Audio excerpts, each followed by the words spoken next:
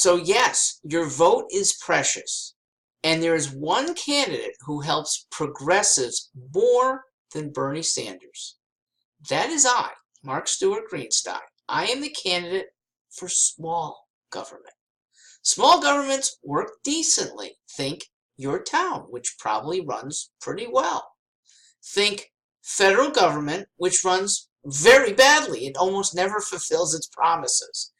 Town governments are within our control. So if it's not running that well, we can corral our town councilmen. That's in formal meetings and even informally at shops and school events. You see the councilmen, you pin them down. And if they still routinely turn a deaf ear to our desires, we can more easily turn them away in the next election. Not so at the federal level. Congress has a 96% re-election rate. And do they do a good job? Well, we've been in deficit for the last 45 years. We have not solved main big problems. I don't think they're doing a good job. Democrats now have two big camps, but I'm part of a third. So they have the corporatist leaders, they have the socialist leaders. We're being scorned for both.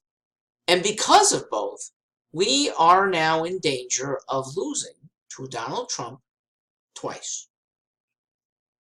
There is a third way. It's the liberty way. And it's what almost all of us agree upon. But rarely do candidates fervently espouse freedom. Well, I do. I am one, a freedom-minded Democrat. Now look how it plays out. I am for gay marriage, in part because the government should be out of the marriage business. I'm for reducing the power of big corporations by keeping government benefits away from them. I'm for ending the prison industrial complex. It jails people for the silly crime of selling a substance, appealing one, to adults who willingly pay for it. And I'm for rehabilitation in prison so that even those doing time for real crimes can get skills so they don't have to go back to crime when they get out. That means give them access to the internet. Give them access to good libraries and let them hear educated people through the internet to build up their abilities. We can still monitor if they're trying to do crime on the way out. In fact, if we monitor it well, we bust the people who are conspirators for doing crime. Win-win. I am for elevating small business people. And we do that by eliminating rules that keep them from starting a hair braiding business. Well, they don't keep them, but they make them do 1,000 hours of school beforehand to braid hair. Rules that say you have to have a special medallion in order to drive passengers. These are what big companies do to keep little competitors from rising up. I'm for ending the selective service. A nation worth fighting for is always going to get volunteers if attacked. And we should never draft people to serve corporate interests overseas. I'm for ending the debt that we foist on younger generations. I'm for improving schools. How? By giving families choices where they go to school.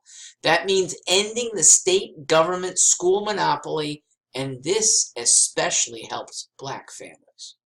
I'm for black prosperity across the board, in employment, in schooling, in the ability to rise in the workplace.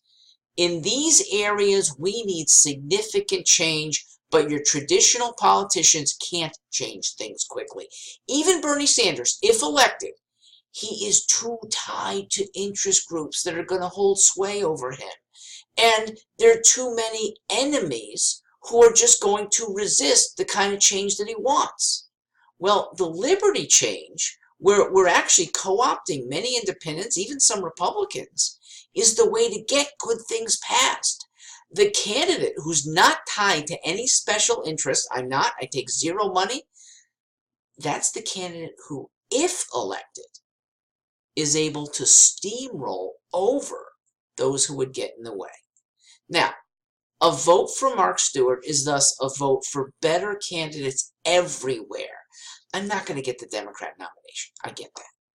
But guess what a vote here does? If there's a significant number, it gets more people to run for state house seats, many of which go uncontested. It gets more people to run for Congress. They're usually contested, but often by kind of dolts. They've just risen up in the party and they're not that good. In case I don't look the part, too white, too male, too Jewish, please remember that looks don't matter. Democrats used to be the party of good ideas. I'm not female, but I'm a better feminist than any candidate who wants pay equality. Why? Because I recognize that women are now better educated than men, better workplace actors than men, and more capable of balancing their lives than men.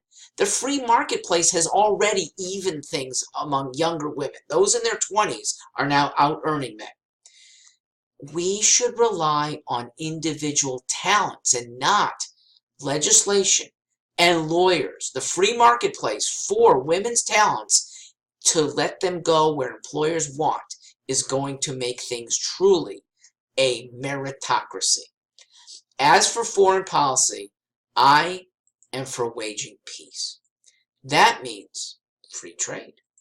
That means putting Americans more and more as tourists, as students, as workers in the cafes and schools and hotels of foreign nations. When that happens, when Americans are immersed in international life, their citizens come to like us. Their economies come to need us, and their leaders come to see us as natural allies. It makes it less likely for us to go to war because we are invading nations with peace. Look, our greatest enemies they're just tiny regimes that have the weaponry to rule over many innocent people.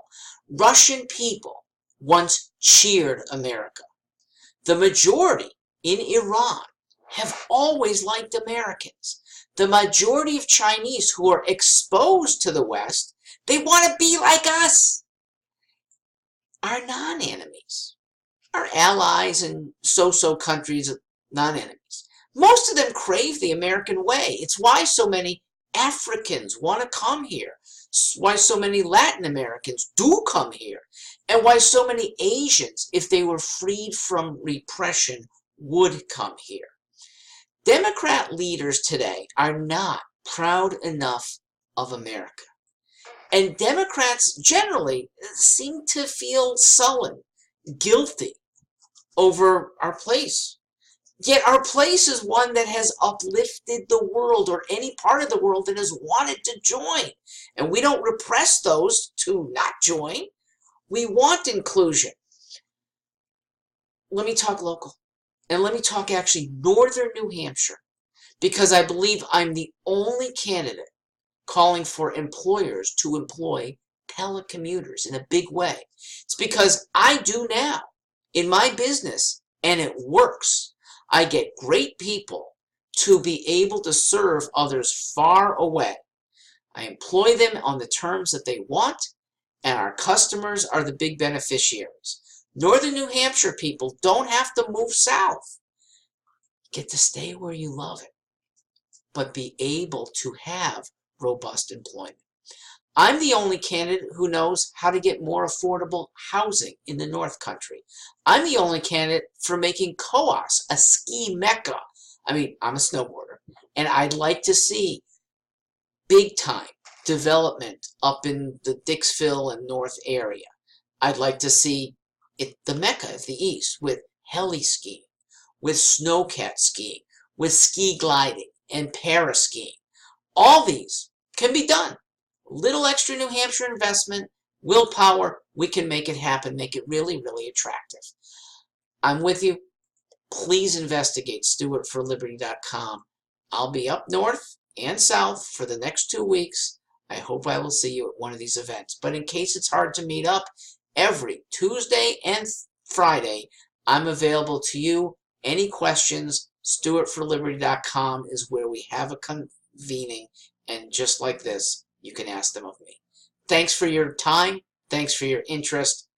Look forward to February 11th.